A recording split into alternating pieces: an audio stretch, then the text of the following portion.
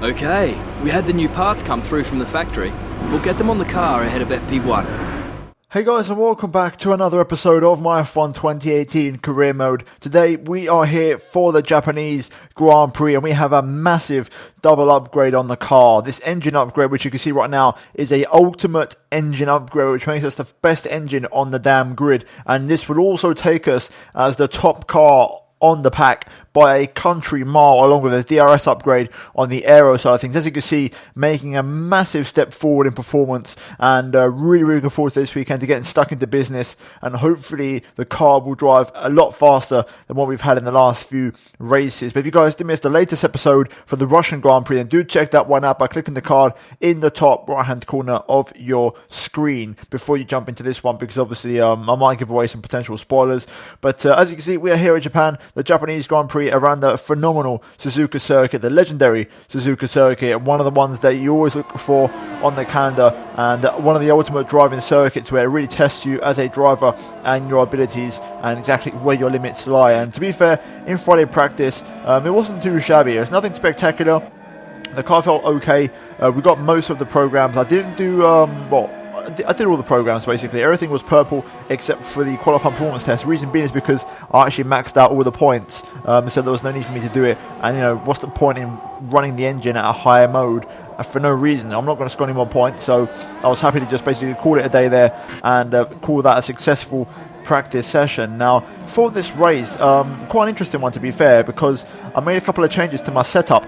For the first time in, I think, maybe ever in this career mode, I'm running default ballast, which is level 6. You'll see it when we cut into the race. I'll show you guys my setup there.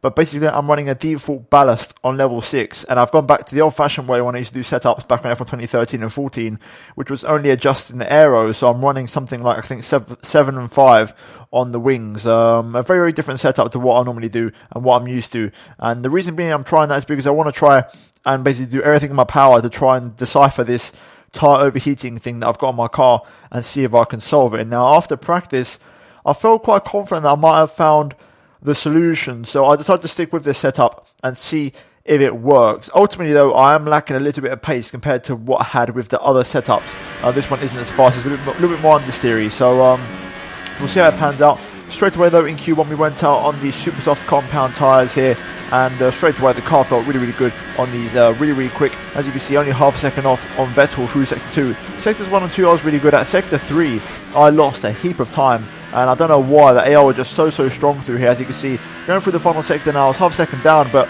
no real mistakes as we go out the final corner, open up DRS, and we've dropped as almost double the time, and we actually go P15. Luckily, we still managed to get through in that position, and we didn't get knocked out. So a very slim, but just about fair enough Q2 appearance as we just sneaked through. And in Q2, we actually did a very good first sector on the soft compound tyres, but we actually extended at Degner and got our lap time invalidated. So we're now going to run on board for a full lap of the Suzuka circuit here. First of all, turn 1 is flat out, and then you want to brake for turn 2 realistically. Down to 5th gear, possibly 4th to rotate the car and get the nose into the corner on the power as soon as possible. Use the curb on the left hand side as we go through turn 3 into turn 4. This is all about momentum as we now go up the hill into 5 and then turn 6 around the long off cambered right, and then to turn 7 for the Dunlop curve all the way up the hill now, making your way up the gears as we look for the turning point into the Degner just before the 50.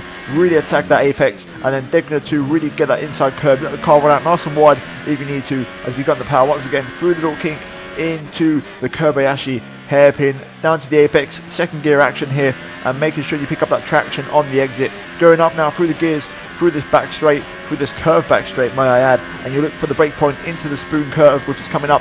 Bang on the 50 metre board, down to 6th gear, then later on down to 5th to really get the rotation in for the second apex, and get the power as soon as you dare. Run the car nice and wide on the curb, and so far it's a pretty near perfect lap as we come across the second sector split here, and we're only a couple of tenths down on Daniel Ricciardo. It's very, very close, and this is a pretty decent lap for us so far as the session is now over. Looking for the brake point into the chicane, into the Casio triangle. We get it all wrong, and I go too deep, and I actually lose the line and get a very poor run out the corner, and ultimately lose all my advantage and only improve by a quarter of a second. And unfortunately, it's going to be the end of our session as we only get P13 and ultimately bottle our lap time in Q2, and not for the first time. The last couple of races I've really done quite poorly in the last very last effort, and I've really ruined my last chance of getting through. But as you can see, we missed out on about half a second there on a Q3 appearance, and ultimately it was still going to be pretty damn close anyway. But Ricciardo fastest in Q2, and he would later go on to get pole position. But all in all, that's qualifying. It's now time for the race. And a very warm welcome to the Japanese Grand Prix, an event that has decided a Drivers' Championship 11 times over the years and has hosted some very memorable races as well. Who can forget Kimi Raikkonen's win from 17th on the grid in 2005, or Kamui Kobayashi's incredible drive to a podium in 2012. A lap of this historic racetrack covers 3.6 miles, and it's the only time during the season that we race on a figure-of-8 racetrack. The drivers can expect some intense G-forces through the 18 corners on offer here as they experience some of the highest average apex speeds on the Formula One calendar. And keep an eye out for overtakes going into the final chicane. Anthony Davidson is here once again for today's Grand Prix. Now I want to ask you about Sebastian Vettel. There's a real chance they could win the title today. So how do you think they'll handle the pressure? I think as long as they keep their mind on the task and not its historical significance, they'll be just fine. This is a race just like any other. You do the best you can and accept that sometimes things are going to happen outside of your control.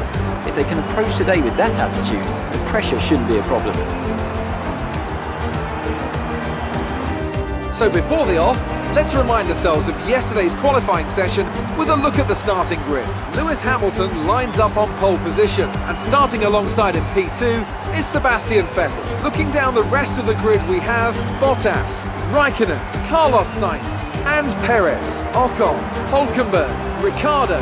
They'll be starting further back after an earlier grid penalty. And Charles Leclerc, Hartley, Gasly, Martinez and Magnussen, Ericsson, Alonso, Sergei Sirotkin and Lance Stroll. Van Dorn and Roman Grosjean starts from the back of the grid. And with lights out just moments away, it's time to go down to the track.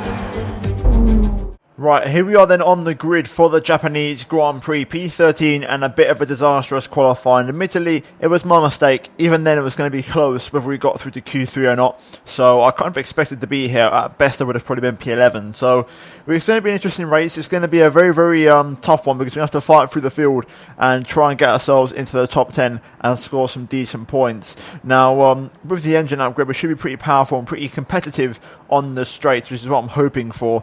And in terms of the strategy today, we're going to be starting on the softs, transitioning on to the mediums, doing a one-stop strategy here this afternoon, and it's going to be one extra lap of fuel. So a pretty straightforward race strategy. In terms of the car setup for this one, I mentioned it before, I'm going for the old-fashioned thing I used to do back in for 2013, which was leave the ballast on default and actually adjust the aero. So I'm running 8.6 on the wings, which is not something you'll normally see. And then we're running the diff on 100, maxed that one out. Then we've got the suspension, obviously, to try and save tyres. And also, once again, here. And then, obviously, brakes, my personal preference. And tyre pressures, rears down to the very lowest. So, yeah, that's the setup.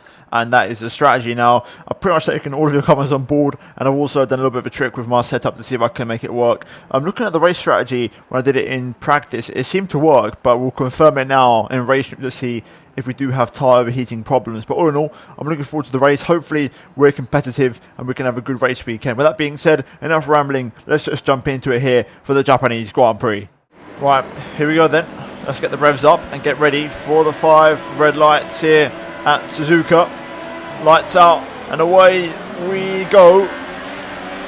Not a terrible start. We're going to just about be able to cover off the inside line as we go down to turn 1. It's 3 wide. We're going to go back up the inside though and regain that position on Marcus Ericsson, and we're back up into P13 as we go into the S's for the first time this weekend in the race at least. We're going to go around the outside of Charles Leclerc.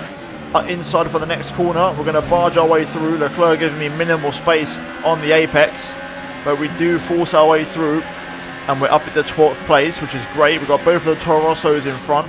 They're on super soft, so they're going to be on the not so preferred strategy. As we got the power through decking the 2 into the hairpin for the first time. AI going to be vulnerable here. We're going to go up the inside of both of the Toro Rossos and get ourselves into the points, into the top 10 and behind Daniel Ricciardo, my teammate. Now let's see how we cope on the straights. Hartley behind me, and Toro Rosso, he's starting to get back past me here. He goes to the outside into Spoon. I'm going to hold the inside line, and I'm going to just defend my position there. That Toro Rosso though is still pretty damn quick on the straights, as you could just see. We are going to rely on some rich mix to make sure we stay ahead of Brendan Hartley, who's picking up a brilliant toe leading up to 130R. Doesn't quite commit to the move though, has to back out of it last moment. But a great opening lap here, and not a terrible start, and we actually continued that momentum and got ourselves into the top 10. However, this isn't over yet. Here comes Brendan Hartley. He pulls to the inside, and here comes Pierre Gasly as well in their home race. Toro Rosso Honda really picking up the pace here. Hartley runs wide into turn 2. We go around the outside of Gasly. He doesn't quite work out for us, and we've lost 2 places. And the Toro Rosso is fast on the straights as expected, and we can't really do much about that. Hartley is on the soft, so I'd like to be ahead of him if possible. Right then, here comes Charles Leclerc, DRS enabled. He goes to the inside. We seem to be struggling for straight line speed here, which is quite surprising, to be honest with you. Daniel's in for his stop. And he's not the only one. Ocon in as well. 2 very early stoppers there off of the super soft tyre. We're actually dropping off the pace here because we don't have straight line speed. Now, I'm not too concerned. I'm just watching my tyre temperatures now because I want to see what happens. All 4 of them, for a change, are just equally going up. It's not just the rears, which is good. But even then, I mean, preferably I'd like to not have it. Through sector 1, I'm very, very quick, so I'll make up a lot of time. I'm going to try and go for the pass here on Charles Leclerc. Hartley, I think, has lost a bit of front wing. I saw a bit of debris at the Casio triangle on the last lap, and I think it's Hartley's front wing that's taken a hit. And he does lock up into the hairpin, which is another sign that he might be losing some front wing. So we're going to try and set ourselves up for an overtake here. The only problem is Leclerc's going to try and get back past me in the Sabo because of the straight line speed in that thing. Into Spoon. Can we get close here? Hartley's going to be slow. I'm kind of relying on getting a toe. Hartley runs wide. Here we go. He's going to be on the back foot. We're going to get a lovely little slipstream here off both of the Toro Rossos. Gasly up the inside of his teammate into 130R. Hartley has to be careful here. We're going to just back out of it a little bit here at the moment. We're going to be careful. The Toro Rosso is still going side by side. Going to get the traction down. I hate that final corner so much. Traction so poor. Here we go though. DRS on the pair of them. Hartley though actually has DRS on his teammate. They're going to just about stay line astern into turns 1 and 2. But there's no doubt about it. Hartley's wounded and he's hurting. We're going to go up the inside of Gasly here. Try and make these moves if we can, because Hartley's in trouble.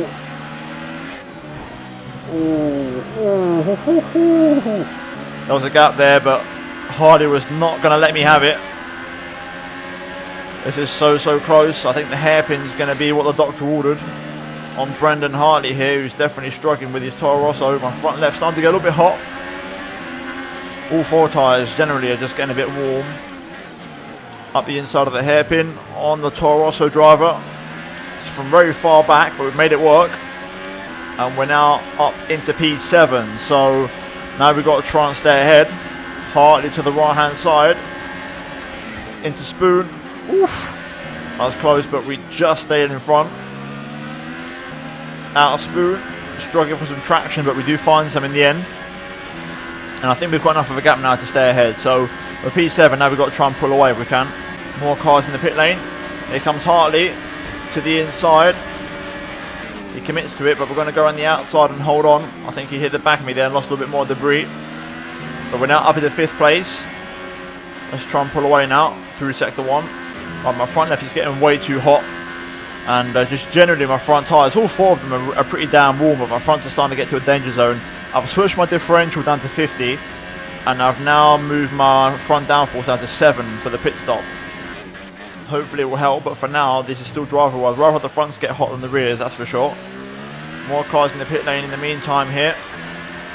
And we're going to go all the way up to 2nd place as we've got Bottas, Hulkenberg and Sebastian Vettel, my championship rival, all in the pit lane there. Right, Perez comes in, so we're going to inherit the race lead. Vettel is absolutely flying in the Ferrari. He's really catching up to me fast here. And he's looking nailed on to win this race as he's already got ahead of everybody on strategy. He is on a 2-stop, but I don't think it's going to make much of a difference, to be honest. Right then, here comes Sebastian. I'm in hot lap ERS. My championship rival is going to go to the right hand side into 130. I'm going to force him the long way round. Does he make it stick? Side by side into the brake zone. Seb goes a bit deep. We have to switch back underneath. Vettel really pushing me out wide there and making that move done emphatically. And he gets it done. Unfortunately, we can't do much about it. Stroll right now in P3 on the softs, doing me a massive favour, keeping everyone behind. But right now we're probably in P2. This is our net position because obviously we're one stop in this race. So we're in a second place at the moment. But these tyres are not getting any better. Right, into the chicane. Finally, after a very long stint. Yellow flag behind. Tyres are hot as you can see there. But we're going to come into the pit lane here. Get it all slowed down. There we go. Right. That's the end of that stint. And that's the end of those tyres. Right, beautiful, great stop. We come out ahead of Stroll, we don't get held up. Very quick 2.3 pit stop. And we're currently P6 on the mediums here. We're going to the end of the Grand Prix, which is very, very good. Let's see how much further down the order we drop. I think it's going to be P8. Up to speed now, there's Ocon. Sorokin. Okay, some information on Perez. It looks like the problem is terminal. They're retiring the car. And Sergio Perez out of the race. Pretty big retirement actually for the championship. That could give Vettel the title possibly, and that's going to really help me out in terms of getting second place. But Perez retires from the Japanese Grand Prix. We've rejoined in P7 on fresh medium tyres into the Grand Prix ahead of Sergei Sorokin. But now let's see if we can maybe have a little bit less issues with tyre overheating on these tyres, which should be a little bit more resilient to being used. I've turned down the front wing downforce to hopefully give us a little bit more, or should I say a little bit less stress to the front tyres instead of giving a little bit more stress. Try and make it a little bit easier and let the car be a bit faster on the straights as a whole. But let's see how it pans out. We've still got a long way to go in this race, just under half race distance. But we're P7 and no more stops to do. We're already well into the points. So let's try and bring this one home and make it a decent result for us. Right, here we go, personal best. Lots of cars in the pit lane. There is Lewis Hamilton. Can we get in front of him maybe? Right on the outside of turn 1. Yes, we do. He's on softs though, Kimi in front of us also on the softs. We've managed to just edge in front of Lewis Hamilton and we're up into P5. So that's great news.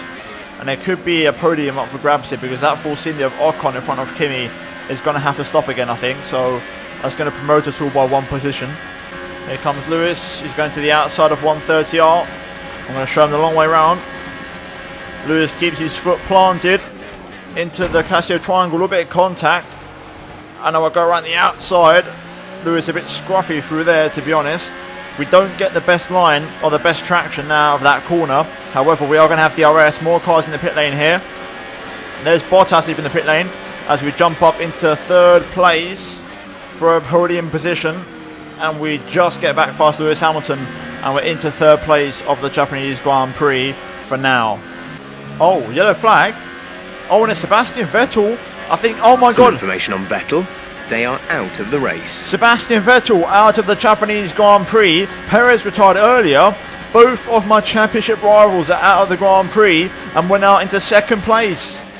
Wow, this race has come alive. And to be fair, my race pace has been a lot better on the mediums than it was on the softs. However, the mediums are starting to get a little bit hot. But we are able to stay in front of Lewis Hamilton here. The second place has just got extremely important now. And I'd even say just the podium finish as a whole. Lewis gets a job done before turn 1 this time.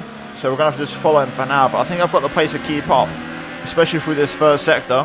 Gasly now behind me as well on the Toro Rosso. It's important to lose now as least positions as possible. As because of the championship, this is very, very important now. And a championship critical position.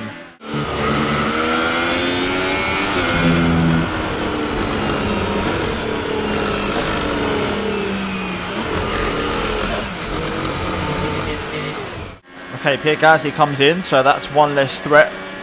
So all we have to do now is contend with Valtteri Bottas in the other Mercedes. My front left now for the first time, starting to get a little bit hot. So I'm going to have to start managing my tyres now. Even though I finished P4, I'll take that. Look at the gap we have behind. P4 would still be a solid 12 points we gain back on our rivals, but I'd like to get on that podium if possible. Here comes Bottas with DRS into turn 1. He's going to go down the inside. I'm going to hold around the outside though into turn 2. Do we find the grip? Yes, we do. Inside for the S's, and that's going to leave us in third place. We're able to stay ahead for now. Ah, crap. pushed the limits a bit too much there. That's going to put Bottas on the back of me. He's going to pull to the inside. Rich makes an overtake into 130. We just stay in front. Had to turn in on that one. Bottas was never really alongside me, and we stay in front of the flying Finn, or one of the other flying Finns for now. Finding decent grip out the final corner here. Can we stay ahead for one more lap? It's going to be a very long few laps from now to end the Grand Prix to stay ahead of Valtteri here. Into turn 1, side by side, but we do have the better racing line and we stay in front of the Finn for now.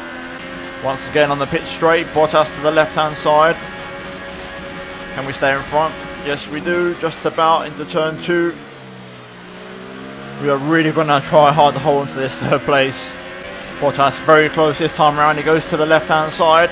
We're going to have to race him down to turn 1. Oh man, Bottas gets it done, to be fair to his credit. He's made it stick. Great move from Valtteri there. And I think that's all she wrote. I tried for various laps this time. Bottas got very close to me. I am close to him this time though, through the S's. This is where I'm strongest. Can I set myself up here through the Dunlop to get the run? I can get close, but not really close enough. Through the Degners here. Struggling for tyres on the front. I want to try and stay in contact with him if I can. Don't have the tyres for it. I stay within his DRS, but I was clinging on for dear life. Let's just bring this one home and take the 4th place, which I'll absolutely take, to be honest. Finding a little bit of pace here. Bottas isn't exactly getting away.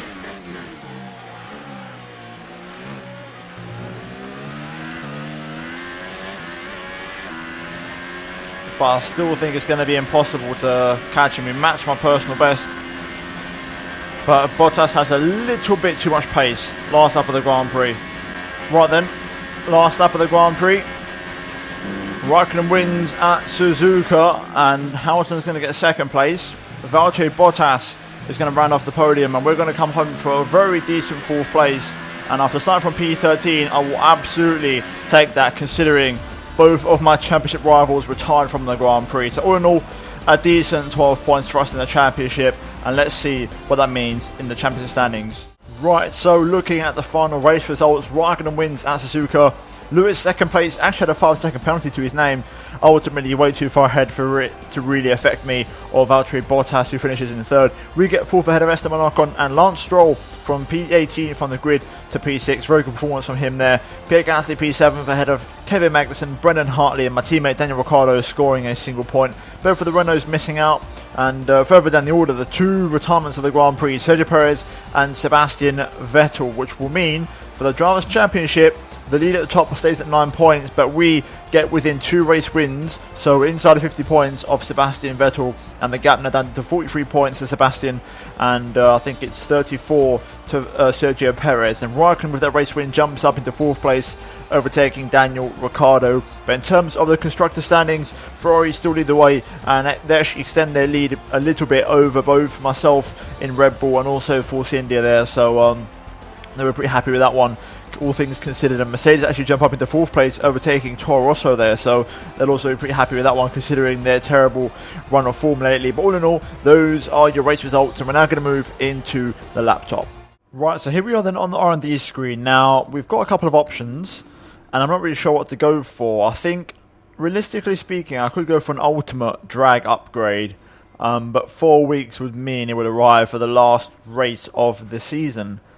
I could try and go for it, and I think I might do, because there's not a lot of options now. If we look at elsewhere on the car, I can't go chassis because it's too expensive, and also they're all ultimate upgrades, so the chassis might be done now for this season. And engine wise, I could go for them, but they're very expensive even for the minors, and I might work on those in between races. So I think the best option is to go for that ultimate aero one and try and get that on the car.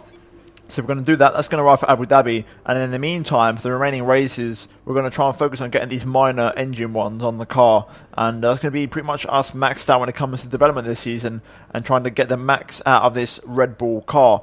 Now, in terms of the development, you can see we're actually starting to pull away now and really make some solid progress as the top car in the field, and hopefully we can keep on doing more of that, going into the last couple of races. Good news is we have 4 races to go. Even better news, the fact that we're inside 2 race victories for Sebastian Vettel in the championship. So we need to try and perform and try and have a good race at COTA, which is a track that I must admit I've not done great at. The remaining races, COTA's not great for me. Mexico's okay. Brazil has not been good to me, and Abu Dhabi also hasn't been particularly great to me in the past. So only one really potential good race there for me. So I need to really find some performance from somewhere. But all in all, hopefully you guys did enjoy this episode of Career Mode. If you have, then please do drop a like on the video. Also, do get subscribed for daily Formula 1 content. Also, turn on notifications to not miss a single video from me. And finally, check out these 2 videos on your screen if you have missed them. But other than that, guys, thank you for watching this episode of Career Mode. And I'll see you guys in the next one very, very soon. But until then, it's goodbye from me.